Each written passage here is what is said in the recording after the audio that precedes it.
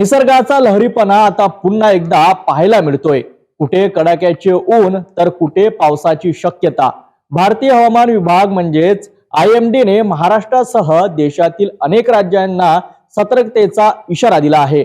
बंगालच्या उपसागरातील चक्रीवादळ स्थिती आणि उत्तर भारतातील पश्चिम विक्षोभ यामुळे हवामानात मोठे फेरबदल होणार आहेत। नेमकी परिस्थिती काय आहे जाणून घेऊया सविस्तर रिपोर्टमध्ये। हवामानात अचानक मोठा बदल होण्याची शक्यता निर्माण झाली आहे। मध्य हिंदी महासागर आणि बंगालच्या उपसागरावर कमी दाबाचे क्षेत्र झाल्यामुळे 18 फेब्रुवारी पर्यंत हे संकट अधिक गडद होऊ शकतं। दुसरीकडे अफगाणिस्तानवरून येणाऱ्या पश्चिमी विक्षोभामुळे उत्तर भारतातील बर्फवृष्टी आणि पावसाचा अंदाज आहे। हिमाचल आणि उत्तराखंडमध्ये हिमवर्षाव होईल, तर पंजाब, हरियाणा आणि राजस्थानमध्ये 30 ते 40 किलोमीटर वेगाने वारे वाहून मुसळधार पाऊस पडण्याची शक्यता आहे। महाराष्ट्रासाठी चिंतेची बाब म्हणजे गुजरात आणि कर्नाटकासह राज्यातही कमाल तापमान सामान्यांपेक्षा 2 ते 4 अंशांनी जास्त राहण्याची शक्यता आहे।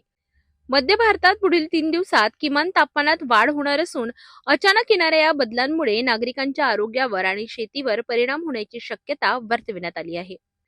नागरिकांसाठी खबरदारीच्या सूचना। शेतकऱ्यांसाठी पीक संरक्षण, काढणीला आलेली पिके सुरक्षित ठिकाणी हलवा किंवा ताडपत्रीने झाकून ठेवा। फवारणी टाळा। वादळ आणि पावसाचा अंदाज असेल तर कीटकनाशक फवारणी पुढे ढकला। पशुधन, पाळीव प्राण्यांना पावसापासून वाचविण्यासाठी सुरक्षित गोठ्यात बांधा। वीज कोसळण्याची भीती असल्याने झाडाखाली बांधू नका। ग्रामीण आणि शहरी नागरिकांसाठी आरोग्याची काळजी। तापमान कमी जास्त होत असल्याने सर्दी खोकल्याचा त्रास होऊ शकतो, पुरेसे पाणी प्या। प्रवास टाळा। वादळी वाऱ्यांच्या वेळी जुन्या इमारती, झाडे किंवा विजेच्या खांबाजवळ उभे राहू नका। इलेक्ट्रॉनिक वस्तू, विजांचा कडकडाट सुरू असताना घरातील इलेक्ट्रॉनिक उपकरणे बंद ठेवा।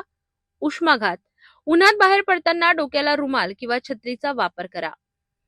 एकीकडे उष्णता वाढत असताना दुसरीकडे पावसाचे सावट असे दुहेरी संकट सध्या समोर आहे। विशेष म्हणजे 18 ते 22 फेब्रुवारी दरम्यान दक्षिण भारत आणि मध्य भारतात जोरदार पावसाचा जोर असेल।